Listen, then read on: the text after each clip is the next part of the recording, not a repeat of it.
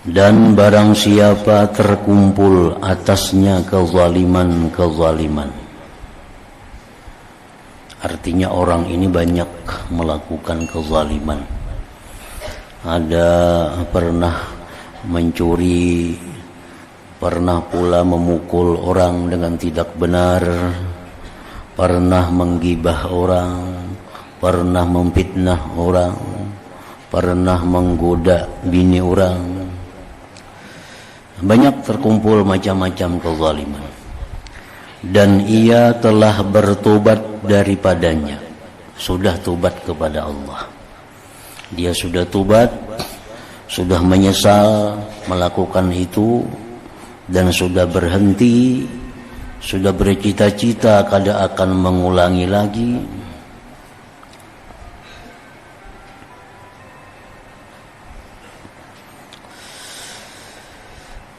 Dan ia telah bertobat daripadanya, dan sulit atasnya meminta halal.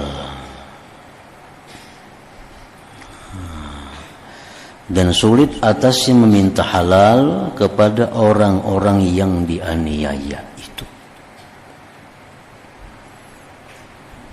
Tobat kepada Allah sudah selesai dengan berjanji demikian-demikian di hadapan Allah. Tapi minta halalnya sulit.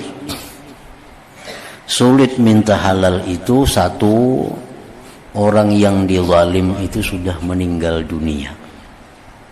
Nah, sudah meninggal dunia. Kada kau lagi minta halal kemana?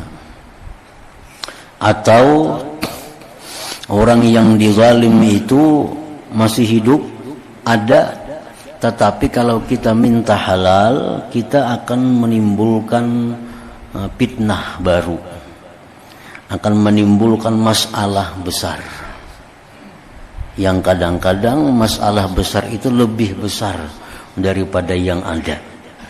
Nah, itu dianggap sulit. Misalnya seorang laki-laki ini pernah berselingkuh dengan bini orang.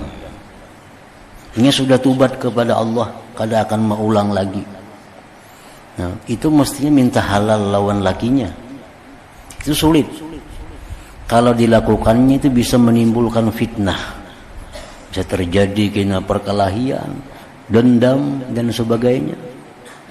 Dan demikian pula si perempuan yang berselingkuh ini padahal ada suaminya, kalau dia minta halal kepada lakinya timbul masalah. Misal rumah tangganya hancur. Nah, itu sulit minta halalnya. Nah, untuk kasus yang demikian, maka hendaklah ia memperbanyak dari amal-amal kebaikan untuk hari qisas. Itu caranya lagi. Banyak-banyak berbuat baik, sagan bebayar kena di sana. Banyak-banyak beramal kebaikan untuk membayar itu di akhirat. Dan hendaklah ia merahasiakan dengan sebagian amal-amal kebaikan di antaranya dan Allah dengan kesempurnaan ikhlas, di mana tidak tahu padanya selain Allah Ta'ala. Nah, jadi diperbanyak amal ibadah. Ditambah lagi ada amal ibadah yang dirahasiakan, yang hanya Allah yang tahu. Nah, lakukanlah itu dengan keikhlasan yang sempurna. Nah, maka mudah-mudahan demikian itu dapat mendekatkannya kepada Allah Ta'ala, maka ia memperoleh dengannya akan lemah lembutnya yang disimpan bagi kekasih-kekasihnya yang mukmin pada menolak kezaliman hamba-hamba dari mereka. Berharap mudah-mudahan kena Allah bisa memaafkannya. Allah bisa membujuk orang yang dizalim itu agar memaafkan. Karena bila Allah membujuknya pasti mau. Dalam dunia kita kada sanggup minta halal. Nah, perbanyaklah amal kebaikan, terutama amal kebaikan yang sifatnya rahasia. yang hanya Allah tahu kebaikan itu. Lakukan itu dengan ikhlas yang sempurna. Nah, barangkali di akhirat Allah akan membujuk, merayu orang yang kita aniaya itu untuk memaafkan kesalahan kita tanpa mengambil amal kebaikan kita. Nah, di dalam sebuah hadis, di antara amalan-amalan yang patut diperbanyak bagi orang-orang yang seperti tadi, banyak melakukan kezaliman, macam orang-orang pedagang umpamanya, banyak berjual beli, sehari berapa orang nang dijumpai. Barangkali kita ada terjual yang salah, barangkali kita ada menjual barang yang kurang sesuai, makin banyak orang pembeli, makin banyak urusan. Nah, orang seperti ini bagus memperbanyak amalan, karena minta halal kadang mungkin lagi mencari kemana orangnya. Rasulullah SAW bersabda, "Man tala qul huwallahu ahad mi'ata alfi marrah faqad ishtara nafsahu minallah wa nada munadin min kibalillahi ta'ala fi samawatihi wa fi ardihi ala inna fulanan atiqullah faman lahu kibalahu tiba'atun falyakhudhha minallah azza wa jalla." Hadis akhrajahul Bazzar. Ujar Nabi, siapa yang membaca Qul huwallahu ahad, surat Ikhlas, sebanyak 100.000 kali, 100.000 kali seumur hidupnya.